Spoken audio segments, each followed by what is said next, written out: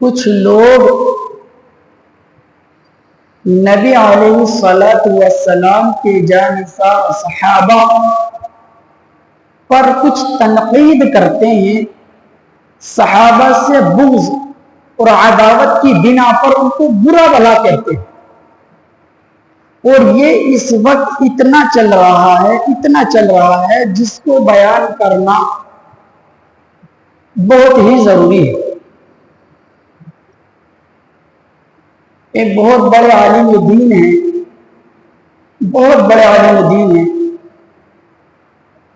بہت ساری انہوں نے کتابیں لکھی ہیں، بڑا انہوں نے کام کیا ہے،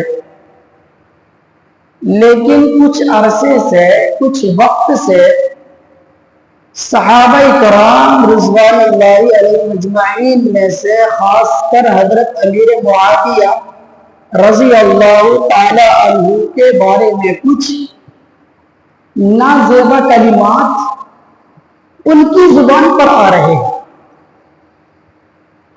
افسوس یہ ہوتا ہے کہ اتنا بڑا عالم دین، اتنا بڑا محدث، اتنا بڑا مفکر، جس کو اللہ رب العالمین نے ہر چیز سے نوازا ہے، علم کی دولت ان کے پاس، مشہور و معروف شخصیت حضرت مولانا سید سلمان صاحب حسینی ندوی حفظہ اللہ تعالی، خاص کر حضرت امیر معاویہ رضی اللہ تعالی عنہ کی شان کے اندر بڑے نازیبہ کلمات استعمال کر رہے ہیں۔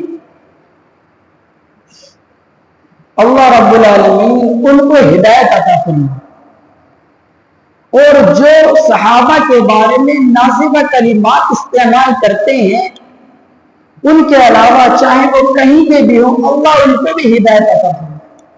صحابہ کیا ہیں میرے بھائی بزرگ اور دوستو؟ قرآن کریم کے اندر اللہ رب العالمین نے فرمایا، اے لوگوں، اگر تم سے کہا جائے کہ ایمان لے کر کے آؤ، تو ایمان اس سطح کا ہونا چاہیے، ایمان کا معیار وہ ہونا چاہیے جو میرے صحابہ لے کر کے آئے۔ قرآن کریم سورہ بقرہ کے اندر اللہ رب العالمین نے فرمایا، وَإِذَا قِيلَ لَهُمْ آمِنُوا كَمَا آمَنَ النَّاسُ، اللہ رب العالمین فرماتا ہے کہ جب ان لوگوں سے کہا جاتا ہے کہ ایمان لے کر کے آؤ،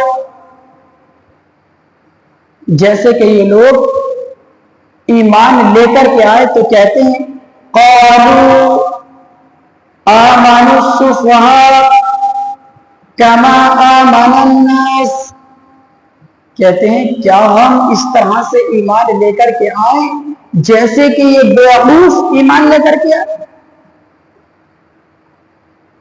ہم اس طرح سے ایمان لے کر کے آئے جیسے کہ یہ بیوقوف ایمان لے کر کے آئے۔ بیوقوف کس کو کہا؟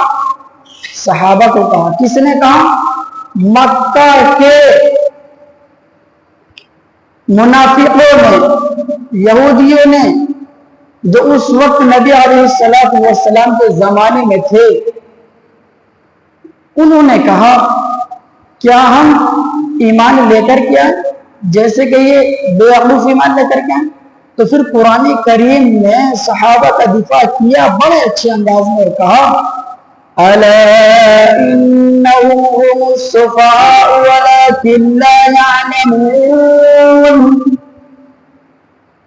جو میرے صحابہ کو بیوقوف بتلاتے ہیں، جو میرے صحابہ کو برا بھلا کہتے ہیں، الا وہ غور سے سنیں، وہی بیوقوف ہیں، وہی احمق ہیں، وہی بےہودہ ہیں، اور حاصل یہ ہے وَلَكِنْ لَا يَعْلَمُونَ، ان کو اس چیز کی خبر نہیں ہے۔ میرے بھائی بزرگ اور دوستو، دوسری جگہ صحابہ کرام کے بارے میں قرآن کریم سورہ توبہ آیت نمبر 7 کے اندر اللہ رب العالمین فرماتا ہے اولئک هم الراشدون، یہ میرے صحابہ ہیں جو ہدایت یافتہ ہیں۔ میں نے خطبے کے اندر ایک حدیث پڑھی تھی، نبی علیہ الصلوۃ والسلام نے فرمایا اصحابی النجوم، میرے صحابہ کی مثال ستاروں کے مانند، فَبِأَيِّهِمْ اقْتَدَيْتُمْ اهْتَدَيْتُمْ، نبی علیہ الصلوۃ والسلام نے فرمایا میرے صحابہ ستاروں کے مانند، جس کسی ایک کی بھی اقتدا کرو گے، کسی ایک کے پیچھے چلو گے راہیاب ہو جاؤ، کسی ایک کی بھی اقتدا کر لو گے راستہ پا جاؤ گے، منزل مقصود تک پہنچ جاؤ گے۔ لیکن آج کچھ لوگ انٹرنیٹ پر بیٹھ کر کالا کوٹ پہن کر جبہ پہن کر پگڑ لگا کر نبی علیہ الصلوۃ والسلام کے جانثار صحابہ کی شان میں گستاخیاں کرتے ہیں۔ میرا ان سے ایک سوال ہے، اور وہ سوال یہ کہ کیا ان کو قرآن کریم کی متعدد آیات جن کے بارے میں صحابہ کی تعریف کی گئی، جن کے بارے میں صحابہ کا مقام اور مرتبہ بتلایا گیا، کیا وہ آیت ان کے سامنے نہیں ہے؟ کیا ان کو وہ آیت نظر نہیں آتی؟ قرآن کریم کو پڑھتا رضی اللہ عنہم ورضوا عنہ، یہ میرے جو صحابہ ہیں اللہ ان سے راضی ہے، اللہ سے راضی۔ دوسری جگہ قرآن کریم نے اعلان کیا وَكُلًّا وَعَدَ اللَّهُ الْحُسْنَى، اللہ رب العالمین نے تمام صحابہ کو ہر ایک سے اچھائی کا اور جنت کا وعدہ کیا، ہر ایک سے جنت کا وعدہ کیا۔ لیکن کچھ لوگوں کو صحابہ کرام رضوان اللہ علیہم اجمعین کے بارے میں زبان درازی کرتے ہوئے، ان کے بارے میں گفتگو کرتے ہوئے بالکل پرواہ نہیں ہوتی کہ ہم کس کے بارے میں بول رہے ہیں، کیوں بول رہے ہیں، ہمارا اور ان کا معیار کیا تھا؟ ان کا معیار یہ تھا کہ اللہ رب العالمین نے ان کے بارے میں فرمایا کہ میرے جتنے صحابہ ہیں سارے کے سارے میرے نبی علیہ الصلوۃ والسلام پر جان چھڑکنے والے ہیں۔ صحابہ نہ ہوتے یہ دین ہم تک کیسے پہنچتا؟ صحابہ نہ ہوتے قرآن کی تعلیم کیسے پہنچتی؟ میرے بھائی بزرگوں دوستو، کچھ لوگ موبائل کا استعمال کر کے دوسروں کی باتوں میں آ جاتے ہیں اور یہ سوچتے ہیں کہ فلاں مولانا تو یہ کہہ رہے تھے، فلاں مولانا تو یہ کہہ رہے تھے، ٹھیک ہے جو بھی کہہ رہے تھے وہ ان کا اپنا عمل ہے، ہمیں یہ دیکھنا ہے کہ قرآن کی تعلیم کیا ہے، نبی کی تعلیم کیا ہے۔ میرے بھائی بزرگوں دوستو، ذرا میرا ان لوگوں سے سوال ہے کہ صحابہ پر تنقید کرنے سے پہلے، صحابہ پر انگلی اٹھانے سے پہلے صحابہ کی قربانیوں کو بھی تو یاد کیا کرو، صحابہ کے میسج کو بھی تو یاد کیا کرو۔ کتنی سخت تکلیفیں اٹھانے کے بعد، کتنی مشقتیں اٹھانے کے بعد انہوں نے میرے بھائی بزرگوں دوستو دین امت تک پہنچایا ہے۔ حضرت بلال حبشی رضی اللہ تعالی عنہ کا واقعہ آپ کے سامنے موجود ہے۔ حضرت بلال حبشی رضی اللہ تعالی عنہ امیہ بن خلف کے غلام تھے۔ الرحیق المختوم صفحہ نمبر 157 پر لکھتے ہیں صاحب کتاب کہ امیہ ابن خلف ان کے زنجیر باندھ کر کے مکہ کے اوباش قسم کے لڑکے جو ہوتے تھے، شریر قسم کے لڑکے ہوتے تھے، ان کے حوالے کر دیتا تھا کہ جاؤ بلال کو گھسیٹو۔ میرے بھائی بزرگوں دوستو، مکے کے وہ نوجوان حضرت بلال حبشی رضی اللہ تعالیٰ عنہ کو پکڑ کر کے گھسیٹتے ہیں اور پھر لا کر کے اس کی خدمت میں پیش کرتے ہیں. امیہ بن خلف کا اتنا سخت اور اتنا خطرناک برتاؤ ہوتا ہے حضرت بلال حبشی رضی اللہ تعالیٰ عنہ کے ساتھ کہ آپ کے اوپر بڑی پتھر کی چٹان رکھ دیتا ہے کہ حرکت نہ کر سکے اور اتنی سخت اذیتیں اور تکلیفیں دیتا ہے اور کہتا ہے کہ محمد کے کلمے کا انکار کرو اور ہمارے لات و منات و عزہ کو جو ہمارے معبود ہیں انہیں تسلیم کرو، اسلام سے پھر جاؤ. اگر یاد رکھو تم اسلام سے نہیں پھرو گے، محمد کا ساتھ نہیں چھوڑو گے تو ہم تم کو اس سے بھی زیادہ سخت ترین تکلیفیں دیں گے. میرے بھائی بزرگوں اور دوستو، کبھی امیہ بن خلف کا نمبر آتا ہے، کبھی ابو جہل ملعون کا نمبر آتا ہے اور حضرت بلال حبشی رضی اللہ تعالیٰ عنہ کو طرح طرح کی تکلیفیں دیتے ہیں. تکلیفیں دینے والے اکتا جاتے ہیں، تھک جاتے ہیں، ہار جاتے ہیں، لیکن یہ بندہ مومن صحابی رسول اس کی زبان پر ایک ہی کلمہ جاری ہوتا ہے، احد احد احد، اللہ ایک ہے، اللہ ایک ہے، اللہ ایک ہے. کیا ضرورت تھی اتنی تکلیفیں اٹھانے کی؟ کیا تم کو حضرت بلال کی قربانی یاد نہیں؟ آئیے میں آپ کو ایک صحابیہ ہیں حضرت سمیہ رضی اللہ تعالیٰ عنہ، یہ حضرت عمار بن یاسر رضی اللہ تعالیٰ عنہ کی والدہ ہیں اور یاسر رضی اللہ تعالیٰ عنہ کی گھر والی.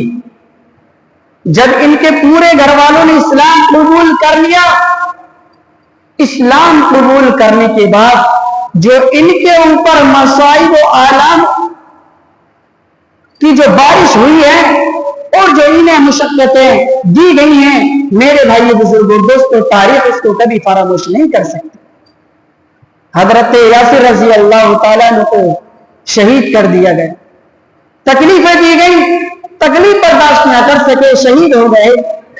ابو جہل نے حضرت سمیہ رضی اللہ تعالیٰ عنہ کے نازک مقام پر ایسا برچھا مارا کہ وہ اللہ کو پیاری ہو گئی. یہ اسلام کے اندر سب سے پہلی شہید کہلائی. الرحیق المختوم صفحہ نمبر 157 پر یہ واقعہ نقل کیا گیا. حضرت عمار رضی اللہ تعالیٰ کے بارے میں سورہ نعم کے اندر ذکر کیا گیا ہے کہ کفار کے نرغے کے اندر وہ پھنس گئے اور کہا کہ اے عمار، یا تو اسلام سے پھر جاؤ ورنہ ہم تم کو سخت تکلیفیں دیں گے. میرے بھائی بزرگوں اور دوستو، وقتی طور پر حضرت عمار رضی اللہ تعالیٰ نے اپنی زبان سے کلمہ کفر نکالا. پھر اس کے بعد میں نبی مکرم علیہ الصلوۃ والسلام کے پاس آ کر کہتا ہے، یا رسول اللہ، میں ایسے ایسے پھنس گیا تھا لیکن میرا دل اسلام پر مطمئن تھا، میرا دل اسلام پر جمع ہوا تھا. فوراً آیت نازل ہوئی اور اللہ رب العالمین نے ان کی برات کو ظاہر کر دیا. اس سے میرے اور آپ کے لیے ایک مسئلہ یہ نکلا کہ اگر وقتی طور پر ہم کہیں پھنس جائیں اور کفار ہم سے یہ کہیں کہ کہو جے شری رام، تو ہمیں اس قرآن کریم کی آیت کو دیکھ کر اپنی جان بچانے کے لیے یہ سبق ملتا ہے کہ ہم وقتی طور پر اپنی جان بچانے کے لیے اگر ہم کلمہ کفر کہیں تو کہہ سکتے ہیں، بشرطے کہ ہمارا ایمان ایک سیکنڈ کے لیے بھی اللہ اور اس کے رسول صلی اللہ علیہ وسلم سے الگ نہیں ہونا چاہیے. ایک صحابیہ اور ہیں حضرت زنیرہ رضی اللہ تعالیٰ عنہ، مکہ المکرمہ کے اندر یہ لوگوں کے برتن صاف کیا کرتی تھی. جب پتہ چلا مکہ کے ابلیسوں کو، جب پتہ چلا کہ حضرت زنیرہ جو ہمارے برتن صاف کرتی ہیں، ہمارے گھروں کے اندر کام کرتی ہیں، ہمارے بچوں کی دیکھ ریکھ کرتی ہیں، ہماری غلام ہیں اور جو ہیں ہم سے بغاوت کر گئی ہیں، محمد کا کلمہ پڑھ لیا ہے. میرے بھائیو بزرگوں دوستو، تاریخ کے صفحات گواہ ہیں، اتنی سخت تکلیفیں دی جاتی تھی، اتنی سخت تکلیفیں دی جاتی تھی کہ کلیجہ منہ کو آ جاتا. انہوں حضرت زنیرہ رضی اللہ تعالیٰ عنہ کو ان لوگوں نے مجبور کیا اور کہا کہ لات منات اور عزا کو، یہ زمانے جاہلیت کے بہت بڑے بت تھے جن کی پوجا کفار مکہ کیا کرتے تھے، کہا کہ ان کو مت چھوڑو ورنہ ہم تم کو اور زیادہ ستائیں گے۔ حضرت زنیرہ رضی اللہ تعالیٰ عنہ کے بارے میں آتا ہے کہ ان لوگوں نے لوہے کی تانے گرم کر کے ان کی آنکھوں پہ پھیری، جس کی وجہ سے ان کی بینائی چلی گئی،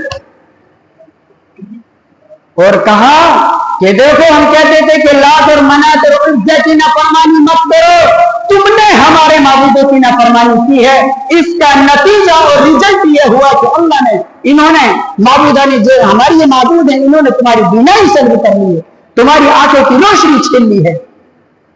حضرت زنیر رضی اللہ تعالی عنہ کی زبان پر کلمات آتے ہیں، ما اذهب الا بصری، میری یہ جو آنکھوں کی بینائی گئی ہے تمہارے لات اور منات اور عزا کی وجہ سے نہیں گئی ہے۔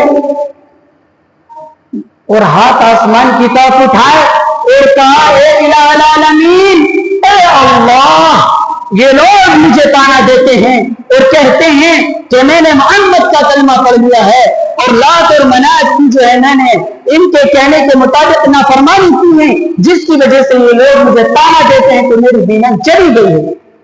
میرے بھائی بزرگوں دوستو، جب ہاتھ آسمان کی طرف اٹھے حضرت زنیرہ رضی اللہ تعالیٰ عنہ کے، اللہ رب العالمین کو اپنی بندی پہ ترس آیا اور صبح ہوتے ان کی آنکھیں پہلے کی طرح بالکل روشن ہیں۔ یہ کون ہیں جنہوں نے اسلام کی خاطر قربانیاں پیش کی ہیں؟ یہ کون ہیں؟ یہ صحابیاں ہیں، یہ ایک اور ذات ہیں۔ میرے بھائی بزرگوں دوستو، جتنے صحابہ اللہ کے رسول علیہ السلام کے ہیں، ہر ایک ہمارے لیے قابل تعظیم ہے، ہر ایک ہمارے لیے معیار ایمان ہے۔ اگر ہم نے ایک کی بھی اقتدا کر لی، خدا کی قسم ہم راہ ہو جائیں گے، ہم راستہ پہ جائیں گے۔ افسوس ہوتا ہے کہ کچھ نااہل یوٹیوب پر بیٹھ کر صحابہ کے بارے میں گستاخیاں کرتے ہیں اور تاریخ کا سہارا لیتے ہیں، اور کبھی حضرت ابو ہریرہ کی شان میں گستاخی، کبھی عمر رضی اللہ تعالیٰ عنہ کی شان میں گستاخی، کبھی حضرت ابو بکر صدیق رضی اللہ تعالیٰ عنہ کی شان میں گستاخی، اور کبھی حضرت امیر معاویہ رضی اللہ تعالیٰ عنہ کی شان میں گستاخی کرتے ہیں۔ یہ کون لوگ ہیں؟ میرا ان لوگوں سے سوال ہے، کیا اللہ کے سامنے کھڑا ہونا نہیں ہے؟ کیا صحابہ میدان محشر میں نہیں ہوں گے؟ قیامت کے دن کالی کملی والے کا سامنا کرنے کی صدق رکھتے ہیں آپ؟ جو منہ میں آ گیا کہہ دیا، جو جی میں آ گیا کہہ دیا۔ کبھی عقل سے تو سوچا ہوتا کہ قرآن کریم ان کے بارے میں کیا کہتا ہے؟ قرآن کہتا ہے رضی اللہ عنہم ورضوا عنہ، صحابہ کی یہ مقدس جماعت ایسی جماعت ہے کہ یہ رب سے راضی، رب ان سے راضی، جس کی ضمانت، جس کی گارنٹی خالق کائنات نے لی ہو۔ ہم اور آپ ان کی شان میں گستاخی کر کے اپنی عاقبت کیوں خراب کریں؟ اپنی آخرت کیوں خراب کریں؟ کیا ہم امیر معاویہ رضی اللہ تعالیٰ عنہ کو قیامت کے دن جواب دے سکیں گے؟ کیا ہم عمر رضی اللہ تعالیٰ عنہ کو جواب دے سکیں گے؟ ہمت کر سکیں گے ان کے سامنے کھڑے ہونے کی؟ وہ لوگوں جو تاریخ کا سہارا لیتے ہیں اور صحابہ پر تنقید کرتے ہیں، میں اسی تاریخ کو پیر کی نوک پر مارتا ہوں۔ ایسی لاکھ تاریخیں آ جائیں، ایسے لاکھ مبلغین آ جائیں، وہ ہماری نظروں میں ان کی حیثیت مچھر کے پر کے برابر نہیں، چاہے وہ وقت کے کتنے بڑے علامہ ہو، کتنے ہی بڑے وقت کے محدث ہو، جو صحابہ کا نہیں وہ ہمارا نہیں۔ قرآن کریم کہتا ہے فَإِنْ آمَنُوا بِمِثْلِ مَا آمَنْتُمْ بِهِ فَقَدِ اهْتَدَوْا۔ قرآن کہتا ہے ایمان بھی ایسا ہونا چاہیے جیسے کہ میرے صحابہ کا ہے، معیار صحابہ ایمان ہے۔ صحابہ سے ہٹ کر اگر ایمان ہوگا اللہ کی راہ میں قابل قبول نہیں ہے۔ اس لیے گزارش ہے کہ جو لوگ گستاخانہ صحابہ کو سنتے ہیں یوٹیوب پر، یقین رکھنا کہ اگر آپ ایسے علماء کو سنتے ہیں جو صحابہ کرتے ہیں, جو صحابہ کی شان میں نازیبہ کلمات کا ارتکاب کرتے ہیں, یقین جاننا وہ ہوں گے قیامت کے دن صحابہ ہوں گے. اور اگر آپ نے ان کو فالو کیا, خدا کی قسم اللہ بچائے ہم بھی اسی زمرے میں آ جائیں. صحابہ کے بارے میں بولنا کوئی مذاق ہے؟ کوئی ہمت کر سکتا ہے؟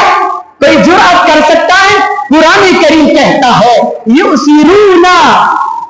یؤثرون انفسهم ولو كان بهم خصاصہ, کہ صحابہ یہ ایسے ہیں کہ اپنے اوپر دوسروں کو ترجیح دیتے ہیں اگرچہ خود پاتے سے. اس لیے میرے بھائی بزرگ اور دوستو, بڑے ادب و احترام کے ساتھ گزارش ہے کہ صحابہ ہمارے لیے دین کا معیار ہے, ہمارے لیے ایمان ہے, معیار ایمان ہے. ہم ہر اس شخص کا, ہم ہر اس مولوی کا, ہم ہر اس مبلغ کا بائیکاٹ کریں گے اور اس کو نہیں سنیں گے جو پیارے نبی صلی اللہ علیہ وسلم کی صحابہ کی شان میں گستاخی